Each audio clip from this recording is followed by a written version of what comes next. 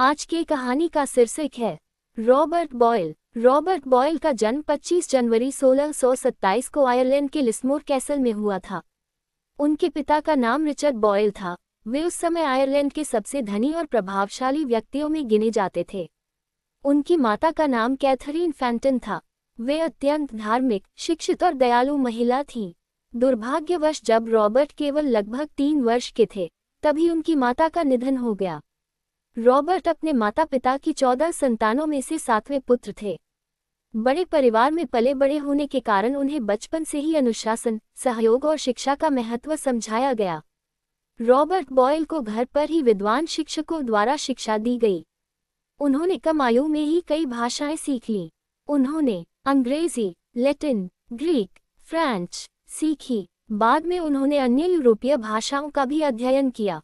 लगभग 8 वर्ष की आयु में उन्हें इंग्लैंड के प्रसिद्ध ईटन कॉलेज भेजा गया। यह उस समय यूरोप के सबसे प्रतिष्ठित विद्यालयों में से एक था।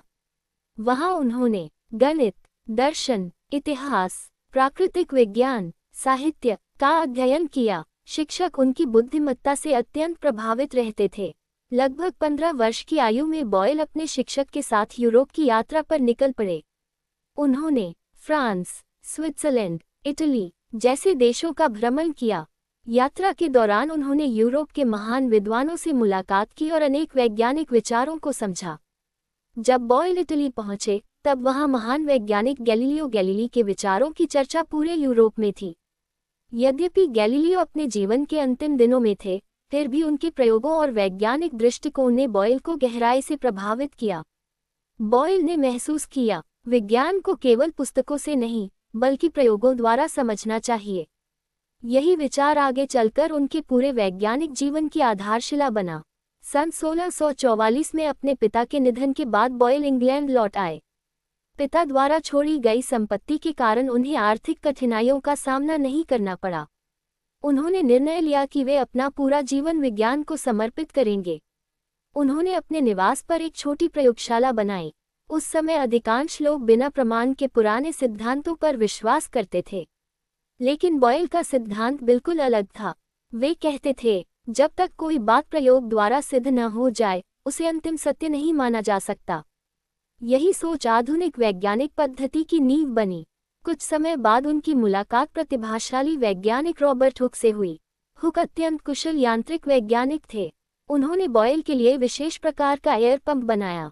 यही उपकरण आगे चलकर बॉयल की सबसे बड़ी खोज का आधार बना। एयर पंप की सहायता से वे किसी पात्र के भीतर की हवा निकाल सकते थे। उन्होंने कई रोचक प्रयोग किए। उन्होंने एक जलती हुई मोमबत्ती को कांच के पात्र में रखा। जब पात्र से हवा निकाल दी गई तो मोमबत्ती बुझ गई। निष्कर्ष, जलने के लिए हवा आवश्यक है। उन्होंने एक छोटी घंटी रखी। जैसे जैसे हवा निकाली गई, घंटी की आवाज कम होती गई। अंत में आवाज लगभग सुनाई देना बंद हो गई। निष्कर्ष, ध्वनि के संचरण के लिए माध्यम आवश्यक है। उन्होंने छोटे जीवों पर भी सावधानीपूर्वक अध्ययन किया। उन्होंने पाया, हवा के बिना अधिकांश जीव जीवित नहीं रह सकते। उस समय बहुत से वैज्ञानिक मानते थे कि पूर्ण निर्वात बन ही नहीं सकता, लेकिन बॉयल ने प्रयोगों द्वारा दिखाया कि हवा हटाने पर लगभग निर्वात जैसी स्थिति बनाई जा सकती है। ये खोज उस समय अत्यंत क्रांतिकारी थी। एयर पंप पर कार्य करते समय उन्होंने देखा कि यदि गैस को दबाया जाए तो उसका आयतन घट जाता है, लेकिन क्या ये परिवर्तन किसी निश्चित नियम का पालन करता है? यही प्रश्न उनके अगले कई वर्षों की शोध का मुख्य विषय बना। उन्होंने अलग अलग पात्रों में गैस भरकर उसके ऊपर अलग अलग दाब लगाया। हर बार वे आयतन को सावधानी से मापते। उन्होंने सैकड़ों बार प्रयोग दोहराए। धीरे धीरे उन्हें एक निश्चित संबंध दिखाई देने लगा।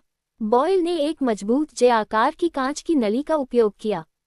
नली के एक सिरे को बंद रखा गया। उसमें निश्चित मात्रा में हवा बंद कर दी गई। दूसरे खुले सिरे से धीरे धीरे पारा यानी मर्क्यूरी डाला गया। जैसे जैसे पारा बढ़ता गया, हवा पर दाब बढ़ा, हवा का आयतन घटता गया। उन्होंने हर बार दाब और आयतन मापा। जब सभी परिणामों की तुलना की गई तो पाया, दाब गुना आयतन इक्वल्स लगभग स्थिर। यही बॉयल का नियम था। 1662 में रॉबर्ट बॉयल ने नियम प्रस्तुत किया। उन्होंने कहा, यदि किसी निश्चित मात्रा यानी फिक्स्ड मास की गैस का तापमान स्थिर रखा जाए तो गैस का दाब और आयतन एक दूसरे के व्युत्क्रमानुपाती यानी इनवर्सली प्रोपोर्शनल होते हैं। सरल शब्दों में, निश्चित तापमान पर किसी निश्चित मात्रा की गैस का दाब उसके आयतन के व्युत्क्रमानुपाती होता है। गणितीय रूप में P is inversely proportional to V, यानी PV equals constant। इस नियम का उपयोग अनेक क्षेत्रों में होता है, जैसे 1. सिरिंज, पिस्टन पीछे खींचने पर आयतन बढ़ता है, दाब घट जाता है, दवा अंदर आ जाती है।